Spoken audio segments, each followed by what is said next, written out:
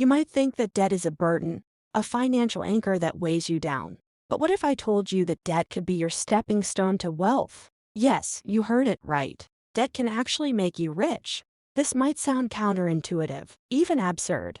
After all, we've been conditioned to believe that owing money is bad and being debt-free is good. But there's more to the story. In the realm of investing, a strategy championed by a renowned financial thinker Robert Kiyosaki challenges conventional wisdom. Kiyosaki, the author of the best-selling book Rich Dad Poor Dad, has transformed the financial mindset of millions worldwide. His philosophy dares to flip the script on debt. Let's delve into the concepts of good debt and bad debt according to Kiyosaki's groundbreaking philosophy. Good debt.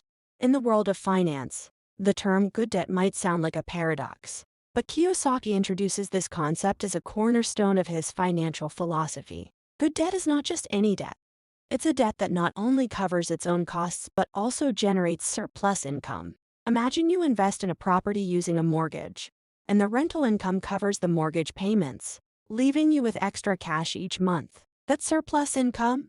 It's good debt, and it's money straight into your pocket. But the perks of good debt go beyond that.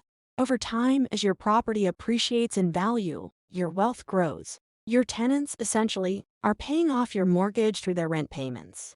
It's a classic example of how good debt works and contributes to wealth creation. Yet, investing in real estate isn't a guaranteed path to riches. It demands meticulous planning, market insight, and risk management. You must ensure that rental income covers not just the mortgage but also expenses like taxes, insurance, and maintenance. Location matters too, influenced by factors like job markets, population trends, and development plans. Be prepared to handle vacancies, periods when your property isn't rented out. Bad debt. In stark contrast, Kiyosaki introduces bad debt. This is the kind that drains your pocket without giving back. Think of credit card debt or car loans, where monthly payments don't generate income or wealth. For instance, when you finance a new car, it may bring joy, but it doesn't put money in your pocket. Monthly payments flow out, not in. Worse, unlike an appreciating investment property, a car's value decreases as soon as it leaves the lot. Bad debt also manifests in credit card balances that accumulate interest if not paid in full each month. This cycle of debt can be a financial trap. Bad debt can seriously impact your finances, reducing cash flow and causing stress, even leading to bankruptcy in severe cases. But not all consumer debt is bad. A mortgage on your primary residence or a student loan could be considered good debt because they're used for assets that appreciate or generate income. The key is discerning between good and bad debt and managing your debts wisely. Budget carefully, avoid unnecessary expenses, pay off bad debts swiftly, and strategically use good debts to build wealth. Now, let's explore how to leverage good debt effectively, a strategy that Robert Kiyosaki champions. Leveraging good debt. Kiyosaki's strategy involves harnessing the power of good debt to transform your financial future. It's about using other people's money, particularly the bank's money, to create income-generating assets. This approach enables you to make more substantial investments than you could with just your own funds, potentially leading to greater returns. Imagine you borrow money through a mortgage to purchase an investment property. Rental income covers the mortgage, leaving you with a surplus that boosts your pocket. This strategy allows you to control a sizable asset with a small down payment while the bank covers the rest. As the property appreciates, your return on investment can outpace what you'd achieve with your own funds alone. However, leveraging good debt carries risks and requires financial literacy. If your investments fail to generate sufficient income to cover the debt, you'll need to make up the difference. This can lead to financial hardship. Financial literacy is crucial to understanding income-generating assets, debt management, financial markets, taxes, and asset protection. Remember, while leveraging good debt can accelerate wealth creation, it's most effective when part of a diversified investment strategy. Diversify across different asset classes to spread risk. But what about risk management? Let's address that crucial aspect. Risk management. While leveraging good debt can build significant wealth, managing associated risks is paramount. These risks include market conditions, interest rates, and rental income fluctuations. Market conditions. Market shifts can significantly impact your investments. Real estate downturns can reduce property values and tenant availability.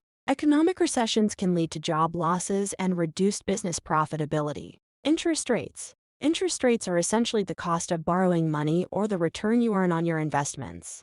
They are usually expressed as a percentage. Impact on loans. When you borrow money, like taking out a loan or a mortgage, you often have to pay interest on that borrowed amount. If interest rates go up, it means you have to pay a higher percentage of the loan amount as interest. This can result in higher monthly payments on your loans, which can affect your cash flow. You'll have to allocate more money from your budget to cover these increased loan payments. Impact on investments. On the flip side, when you invest your money, you can earn interest or returns. If interest rates in the economy are high, you can earn more money from your investments. However, if interest rates drop, your investment returns may also decrease. For example, if you have savings in a bank account, a lower interest rate means you earn less money on your savings. Cash flow. Cash flow refers to the amount of money moving in and out of your financial accounts. When interest rates on your loans go up, it can reduce your cash flow because more of your money is going toward paying interest. Conversely, when interest rates on your investments go down, it can also reduce your cash flow because you're earning less money from those investments. Financial planning.